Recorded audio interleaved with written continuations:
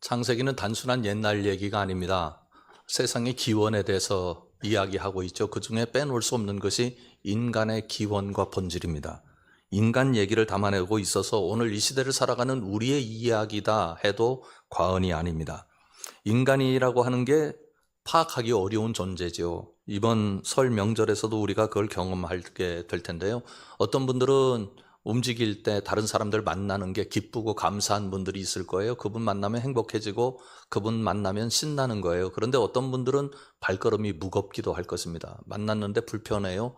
만났는데 긴장이 되고 뭔가 여러 가지 복잡한 문제들 때문에 마음이 심란해집니다. 인간관계가 이렇게 어렵습니다. 인간은 관계 속에서 흔들립니다. 왜 그런 것일까요? 오늘 주신 말씀을 통해서 우리는 이것 중에 하나를 발견할 수 있습니다. 1절부터 3절까지를 보십시오. 그런데 뱀은 여호와 하나님이 지으신 들짐승 중에 가장 간교하니라. 뱀이 여자에게 물어 이르되 하나님이 참으로 너희에게 동산 모든 나무의 열매를 먹지 말라 하시더냐.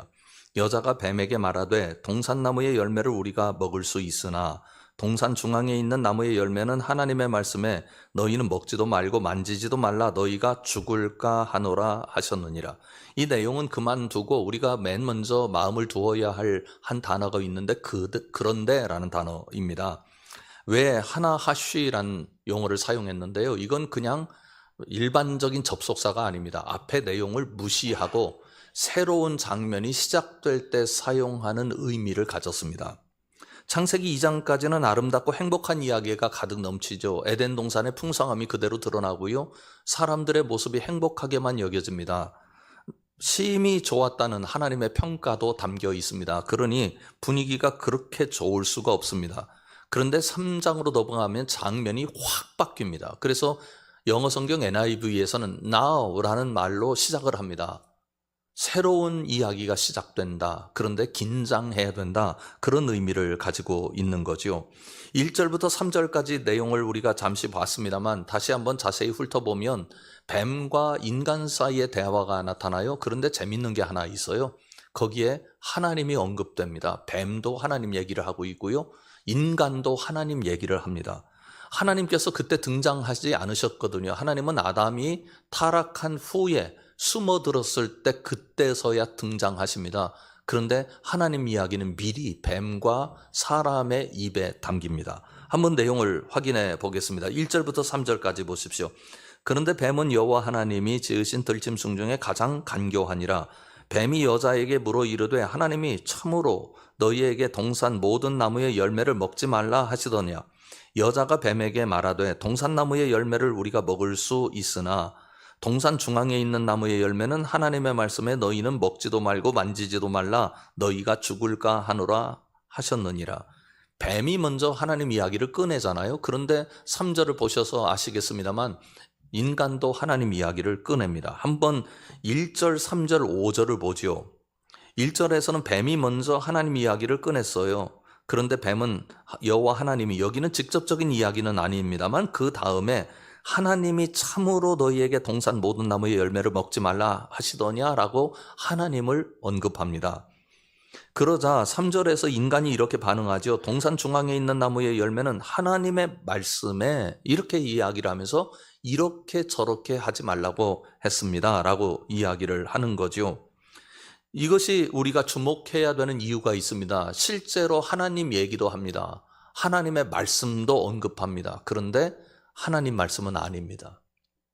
뱀도 하나님을 이야기하고 뱀도 하나님의 뜻을 이야기하고 인간도 하나님을 언급하고 하나님의 뜻을 이야기합니다만 모두 다 자기들 얘기입니다. 하나님 얘기는 아닙니다. 뱀이 하나님을 언급하는 이유는 단 하나잖아요. 인간을 넘어뜨리기 위함입니다. 인간도 마찬가지입니다. 자기 편리한 대로 하나님의 말씀을 휘게 만듭니다. 보십시오. 하나님께서 아담에게 본래 뭐라고 말씀하셨습니까? 창세기 2장 15절부터 17절까지가 이렇게 기록합니다. 여호와 하나님이 그 사람을 이끌어 에덴 동산에 두어 그것을 경작하며 지키게 하시고 여호와 하나님이 그 사람에게 명하여 이르시되 동산 각종 나무의 열매는 내가 임의로 먹되 선악을 알게 하는 나무의 열매는 먹지 말라. 내가 먹는 날에는 반드시 죽으리라 하시니라. 여기에 두 가지 복이 담겨 있어요. 첫째는 사람에게 에덴 동산의 주인 되게 하셨어요. 정말 풍성한 동산 아닙니까? 모든 것을 다 다스리고 이끌어내고 식용으로 사용할 수 있습니다. 제한된 게 없었어요. 에덴 동산의 주인이 되었습니다. 놀라운 복입니다. 둘째는 동산 각종 나무의 열매를 먹고 싶은 대로 다 먹게 하셨어요. 임의로 먹게 하셨다 이렇게 성경이 기록하잖아요. 임의라고 하는 건 인간의 뜻이 그만큼 중요하다는 거예요. 내가 먹고 싶으면 먹는 거고 먹기 싫으면 안 먹는 거예요. 그래도 배고픔 때문에 걱정할 일은 없습니다. 이런 복이 어디 있습니까? 아마도 이제 명절에 여기저기 오가실 텐데 가장 지금 마음속에 부담이 있는 게 맛있는 거예요. 맛있는 게 있는데 이거 먹어야 되나 말아야 되나. 왜요? 살찔까 봐서. 여러분 모두가 맛있는 거 많이 드셔도 살 안 찌는 명절이 되시기 바랍니다. 우리 그렇잖아요? 그런데 요즘 가만히 보면 밥도 사람의 계급을 나눠요. 수백만 원짜리 밥이 있어요. 너무 귀해서 이거 먹어보고 싶은 거죠. 그런데 내 수입이 그만큼 안 돼요. 그러니 저거 생각도 못할 일이에요. 그래서 먹는 사람을 볼 때 괜히 분노가 생겨요. 사회적으로 계급이 생기는 것 때문에 못마땅해진다고요. 마음속이 불편해집니다. 에덴 동산은 그런 동산이 아니었어요. 다 먹을 수 있었어요. 얼마나 놀라운 복입니까? 그런데요, 그런 세상에 있는 그들에게 문제가 일어난다고요. 불만이 있었던 것으로 보입니다. 어떻게 그럴 수 있을까 생각을 해보지만 하나님의 말씀이 사람 속에서 3번이나 휩니다. 한번 제가 도표를 만들어 봤는데요. 창세기 2장 16절에서는 동산 각종 나무의 열매는 내가 임의로 먹되 다 먹도록 허락해 주셨어요. 그런데 하와는 다 먹도록 허락해 주신 것에 대해서는 말도 하지 않습니다. 아예 끊어질 않아요. 못 먹게 한 것에 대한 불만만 토로하지요. 2장 10절에서는 분명히 하나님께서 먹지 말라 그렇게 말씀하셨는데 3장 3절에서 하와의 대답은 먹지도 말고 하나를 덧붙였어요. 만지지도 말라 이렇게 말씀하셨다고 하는 거죠. 자기 더하기를 한 거예요. 2장 17절에 보면 또 내가 먹는 날에는 반드시 죽으리라 그랬는데 여기서는 빼기를 합니다. 너희가 죽을까 하노라. 죽지 않을 수도 있을 가능성을 스스로 열어놓습니다. 여러분 3번이나 휘었잖아요. 그럼 이건 하나님의 말씀이 가짜인 거예요. 누구 속에서요? 사람들 속에서요. 뱀도 하나님을 말하고 여자도 하나님을 말하는데 그 어디에도 하나님의 실제 음성은 없습니다. 도대체 성경은 왜 이 이야기를 우리에게 쓰고 있는 걸까요? 인간은 하나님을 잘 압니다. 하나님에 대한 이야기를 인간도 많이 자신의 언어 속에 담아냅니다. 그런데요, 어느 땐 말씀이 휘어요. 더해집니다. 빼집니다. 불편한 건 빼요. 유리한 건 더해요. 여러분, 인간의 타락은 무지에서 오지 않습니다. 악함에서 오지 않습니다. 왜곡에서 옵니다. 하나님을 부정하진 않아요. 하나님을 이야기하고 하나님의 뜻을 이야기하는데 자기가 편한 대로 자기 방식으로 재해석하는 겁니다. 그래서 우리가 신앙적으로 기본적으로 가져야 할 자세가 있습니다. 그것은 하나님 앞에의 두려움입니다. 무서워하라 그런 말이 아닙니다. 내 생각과 나의 고백과 나의 뜻이 하나님과 다를 수 있을 가능성에 대해서 자기 인식을 하라 그런 말입니다. 내가 이거 하나님의 뜻이라고 생각을 하고 그렇게 믿고 있었는데 그게 아닐 수도 있고요. 내가 이렇게 하나님의 뜻이라고 주장했는데 그게 아닐 수도 있고요. 내가 하나님의 길이라고 걸었는데 그게 아닐 수도 있을 가능성에 대해서 우리가 인지하고 살아야 합니다. 그래야 하나님의 음성이, 하나님의 뜻이 우리에게 들어올 수 있습니다. 여러분 모두가 하나님 앞에서 적어도 이런 경건한 두려운 자세를 견지하고 살아가셔서 여러분 삶 속에 하나님의 자리가 펼쳐질 수 있기를 주님의 이름으로 축원합니다. 이렇게 하나님의 말씀이 왜곡될 때 뱀은 하나님의 뜻에 대한 음모론을 들고 나옵니다. 말씀을 보면 하나님도 우리에게 확신을 원하지만 우리를 넘어뜨리려고 하는 세력도 우리에게 확신을 원합니다. 그래야 하나님께서 주시는 확신을 꺾을 수 있기 때문입니다. 4절과 5절을 보십시오. 뱀이 여자에게 이르되 너희가 결코 죽지 아니하리라. 너희가 그것을 먹는 날에는 너희 눈이 밝아져 하나님과 같이 되어 선악을 알 줄 하나님이 아심이니라. 이 말씀을 보면 뱀이 두 가지 무기를 사용합니다. 인간이 그렇게 얘기했잖아요. 죽을까 하노라. 뱀이 그 자리를 파고드는 거예요. 자기 마음대로 하나님의 뜻을 재해석하는 그 과정에 뱀이 개입하는 겁니다. 진짜로 죽지 않는다. 그래서 그것을 확신으로 끌고 가게 되는 거죠. 가만히 보면 우리가 합리성에 대한 믿음이 상당합니다. 왜냐하면 우리가 세상을 살아갈 때 어떤 환경이나 어떤 사실이나 어떤 이야기에 대해서 합리적으로 수용하고 받아들이는 습관이 있기 때문입니다. 그런데 합리라고 하는 것이 언제나 그렇게 우리를 온전하게 하지 못합니다. 합리적인 의심을 통해서 오히려 뱀은 유혹한 거지요. 제가 논리를 한번 펴보겠습니다. 뱀의 논리입니다. 하나님께서 에덴 동산에 먹거리를 가득 담아주셨다. 그런데 너 왜 하나는 못 먹게 했을까? 하나님은 은혜가 넘치는 분이시고 하나님은 사랑이 넘치셔서 모든 것을 다 먹거리로 주셨는데 왜 하나만 먹거리로 주시지 않았을까? 이상하지 않냐? 네가 모르는데 거기에 이유가 있다. 그것은 너희들이 하나님 같이 될까 봐서이다. 하나님이 그게 겁나서 너희들로 하여금 그거는 먹지 못하게 만드신 것이다. 넘어갔습니다. 우리가 그렇게 넘어갑니다. 인간의 속성이 그렇습니다. 우리가 합리적으로 살아간다고 하잖아요.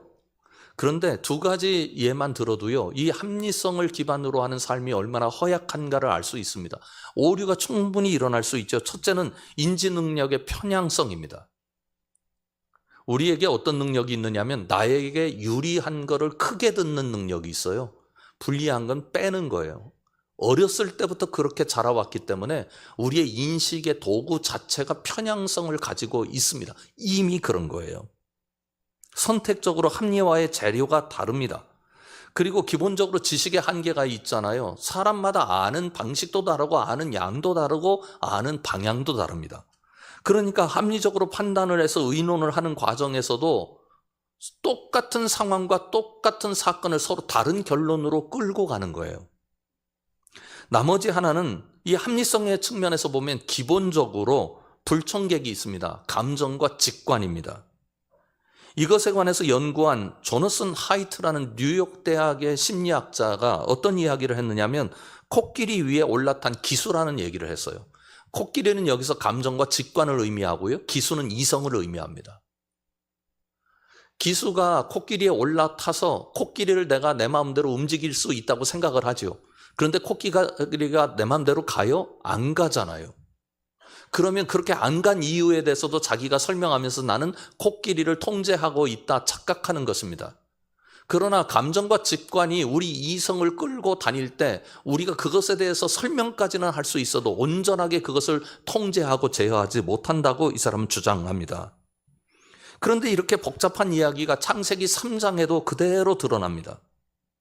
한번 생각을 해보십시오. 뱀의 논리가 인간의 마음을 흔들었습니다. 그러나 인간은 얼마든지 뱀의 논리를 반박할 수 있는 논리적 구조를 가지고 있을 수 있습니다. 제가 한번 그 논리를 펴볼까요? 하와가 이렇게 얘기할 수 있지 않겠어요? 하나님이 얼마나 은혜로우신 분인지 아느냐? 하나님이 얼마나 사랑이 넘치는지 아느냐? 우리를 지어주셨고 이 동산의 모든 것을 다 먹게 하셨다. 그런데 그거 하나 먹지 못하게 한다고 우리가 하나님 앞에 불만을 가져야 할 이유가 어디 있느냐? 다 먹을 수 있는 것들이어서 우리는 감사하고 산다.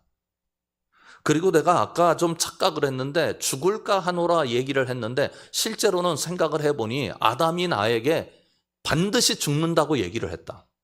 그렇다면 우리를 이렇게 사랑해 주시고 우리에게 먹거리를 주시고 우리가 살아갈 공간과 훌륭한 환경을 주신 하나님의 말씀을 듣는 게 좋겠느냐? 너 지금 처음 나타나서 나를 유혹하는 모양인데 너 얘기를 듣는 게 옳겠느냐? 얼마든지 이겨낼 수 있는 것 아닙니까? 여기서 우리가 발견하는 게 하나 있습니다. 많은 사람들이 인간이 뱀에게 넘어갔다고 말합니다. 아닙니다. 인간 스스로 무너진 것입니다. 사랑하는 성암 식구 여러분, 이것을 깨닫는 것이 중요합니다. 이것 깨달아야 하나님을 찾습니다. 이것 깨달아야 예수님이 보입니다. 우리의 부족함, 우리가 넘어질 수 있는 존재라고 하는 것, 우리는 온전할 수 없다는 것을 철저하게 하나님 앞에 인식을 가질 때 하나님이 보이기 시작하고 십자가가 보이기 시작합니다. 우리의 부족함을 인정합시다. 우리의 어리석음을 인정합시다. 우리의 넘어질 가능성에 대해서 인정합시다. 그래야 남도 사랑할 수 있습니다. 여러분, 하나님 앞에서 우리가 지혜를 갖는다는 것은 하나님을 정확하게 아는 것을 의미하지 않습니다. 하나님 앞에서의 참 지혜는 우리가 하나님에 대하여 무지할 수 있다는 것을 깨닫는 것입니다. 나 하나님 믿지만, 나 성경 읽지만, 나 하나님의 뜻대로 살려고 노력하지만 하나님을 잊을 수도 있고, 하나님의 뜻을 왜곡할 수도 있고, 하나님의 뜻 앞에 순종하지 않을 수도 있고, 하나님 외에 다른 논리에 얼마든지 끌려다닐 수 있다는 것을 인정하는 것입니다. 그러면 하나님의 긍휼이 우리 안에서 움직입니다. 부족함을 채워주시는 하나님의 은혜를 만납니다. 여러분들 모두가 하나님 앞에 우리의 부족함을 철저하게 인정하고 하나님의 은혜가 우리 삶 속에 흐를 수 있도록 하는 신앙적 환경을 가진 믿음의 길을 걸어가시길 주님의 이름으로 축원합니다. 그렇게 하지 못하니 인간이 어떻게 움직입니까? 6절과 7절을 보십시오. 여자가 그 나무를 본즉 먹음직도 하고 보암직도 하고 지혜롭게 할 만큼 탐스럽기도 한 나무인지라. 여자가 그 열매를 따먹고 자기와 함께 있는 남편에게도 주매 그도 먹은지라. 이에 그들의 눈이 밝아져 자기들이 벗은 줄을 알고 무화과 나무 잎을 엮어 치마로 삼았더라. 참 우픈 얘기입니다. 본래 그들은 입지 않고 살았습니다. 본래 벗었어요. 그런데 그 전과 그 이유가 어떻게 달라졌느냐 하면 전에는 부끄러운 줄 몰랐어요. 그런데 이제는 가려야 하는 신세가 됐습니다. 한번 비교를 해보십시오. 창세기 2장 25절과 3장 7절 말씀입니다. 아담과 그의 아내 두 사람이 뭐라고 되어 있어요? 벌거벗었으나 그 다음이요? 부끄러워하지 아니하니라. 그런데 3장 7절에 가보면 이에 그들의 눈이 밝아져 자기들이 벗은 줄을 알고 무화과 나무 잎을 엮어 치마로 삼았더라. 부끄러워했다, 그런 뜻입니다. 인간의 눈이 밝아졌어요. 밝아진다고 하는 것이 어떤 의미를 갖는 건지를 우리에게 알려줍니다. 여러분, 밝아져서 잘 보는 게 좋은데 뭐가 보였어요? 다른 사람의 수치가 보였어요. 우리가요, 똑똑해요. 우리가 잘 알아요. 그런데 다른 사람 잘못하는 건 정말 특별하게 잘합니다. 누가 무엇을 어떻게 잘못하는지 너무나 잘 알아요. 그런데 자기 잘못은 어떻게 해요? 감춰요. 잘못 없는 사람처럼 살고 싶은 거예요. 성경이 인간의 이런 본질을 고발합니다.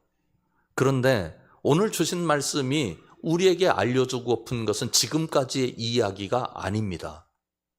8절과 9절 말씀입니다. 8절과 9절 우리 다 같이 읽어보겠습니다.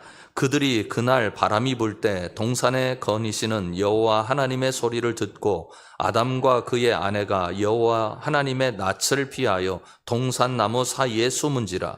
여호와 하나님이 아담을 부르며 그에게 이르시되 내가 어디 있느냐. 지금까지 인류는 실패라는 걸 경험하지 못했습니다. 그런데 철저히 지금 아담과 하와가 실패했습니다. 도저히 이거 받아들일 수 없는 거예요. 하나님이 두려웠어요. 그래서 숨습니다. 그런데 하나님께서 아담 찾기를 하고 계십니다. 아담아, 네가 어디 있느냐? 우리가 어떤 생각을 하느냐면 하나님 앞에서 바르게 살고 아름답게 살고 하나님 기뻐하실 만한 일들을 하며 살아야 되겠다 하는 생각을 참 많이 합니다. 귀한 믿음의 자세입니다. 더군다나 복이라고 하는 것과 연결되면 더 그게 깊어지는 거죠. 하나님 앞에 잘못하면 복받지 못할 것 같아요. 오히려 벌받을 것 같아요. 이게 일반적으로 가진 인간의 종교성이 하나님과 만나게 되는 겁니다. 내가 이렇게 하면 벌받을 것 같으니 마음 고쳐먹고 제대로 하자라고 생각을 하고 하나님께서 기뻐하시고 하나님께서 칭찬하실 만한 일들에 우리가 집중합니다. 그럼 하나님이 찾아오셔서 우리에게 복을 주시리라 그렇게 믿습니다. 그러니 더욱더 하나님의 찾아오심에 대해서 내가 어떤 조건을 가지고 하나님 앞에 나아가야 하는가에 대해서 인간이 관심을 갖게 되는 거죠. 여러분, 이거 가지고 신앙생활이 안 됩니다. 왜 그래요? 우리가 하나님 앞에 온전할 수 있어요? 우리가 하나님께서 원하시는 것들 다 채워드릴 수 있습니까? 하나님께서 기뻐하실 만한 삶을 살아낼 자신이 있나요? 우리가 또 하나 알아야 하는 게 있어요. 하나님은 실패 현장에 찾아오고 계신다는 사실입니다. 아담이 숨었을 때 자신들의 실패를 깨닫고 처참한 마음으로 하나님을 볼 수 없어서 낯을 숨기길 원할 때 그 실패 현장에 아담 찾기를 하시는 하나님이 다가오신 것입니다. 네가 어디 있느냐? 오늘 우리가 이 세상을 살아가면서도 기운을 낼 수 있고 하나님을 찬양할 수 있고 하나님의 은혜를 노래할 수 있는 이유가 어디 있느냐면 하나님은 우리가 잘할 때도 기뻐하시고 찾아오시는 하나님이시기도 하지만 오늘 우리가 실패 현장에 있을 때 뭔가 부족해서 하나님 앞에 숨기고 싶어 할 때 그때도 아담 찾기를 하신 하나님이 오늘 우리 찾기를 하고 계신다는 것입니다. 왜 그렇습니까? 아담을 나무라시기 위해서 찾아오신 게 아니잖아요. 아담에게 경고하시기 위하여 따지시기 위하여 벌을 어떻게 결정하실까 셈하시기 위하여 오신 분이 아닙니다. 이미 벌은 정해져 있어요. 반드시 죽는다. 이게 하나님께서 정하신 벌입니다. 그런데 그렇게 벌을 받아야 할 인간에게 하나님이 찾아오신 이유는 살 길을 열어주시기 위함이었습니다. 일어설 수 있도록, 다시 살아갈 수 있도록, 다시 희망을 가질 수 있도록 그래서 아담 찾기를 하셨습니다. 사랑하는 성암 식구 여러분, 하나님은 오늘 우리에게 찾아오고 계십니다. 왜요? 희망을 가지시라고요. 내가 함께 할 거라고, 내가 길을 열어줄 거라고 하나님 우리에게 말씀하고 계십니다. 우리가 이 하나님을 발견하는 게 중요합니다. 실패 현장에, 부침이 있는 현장에, 혼란이 있는 현장에, 하나님을 피하고 싶은 현장에 오셔서 우리를 다시 세우시는 하나님의 역사를 깨달으며 살아가시기를 주님의 이름으로 축원합니다. 우리 한번 기도하면 좋겠습니다. 하나님, 우리가 그런 하나님을 깨닫고 살게 해주십시오. 그래서 우리가 성공할 때나 우리가 실패할 때도 하나님 거기 계심을 깨닫고 우리가 그 하나님을 붙잡게 해주십시오. 우리 함께 기도하겠습니다. 아버지 하나님 감사합니다.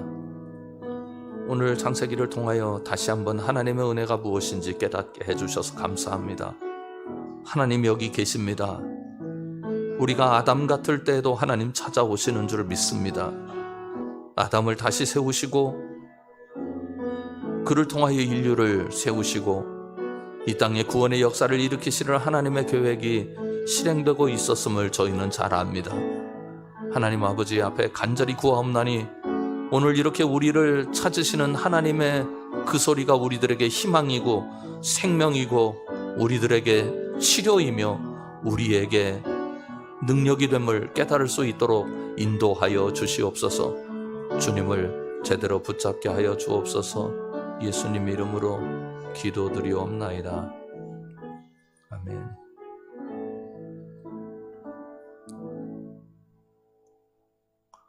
우리가 하나님 앞에 부끄러워서 부족함을 느껴서 숨고 싶을 때에도 아담 찾기를 하신 하나님은 오늘 우리 찾기를 하고 계신 줄 믿습니다. 이 어려운 세상 속에 살아가고 있고 우리 삶에 많은 부침이 있으나 주님 손 붙잡으면 우리에게 희망이 있고 생명이 있고 그리고 복이 있는 줄 믿습니다. 그 주님을 제대로 발견하며 살게 하여 주시옵소서. 예수님 이름으로 간절히 기도드립니다. 아멘.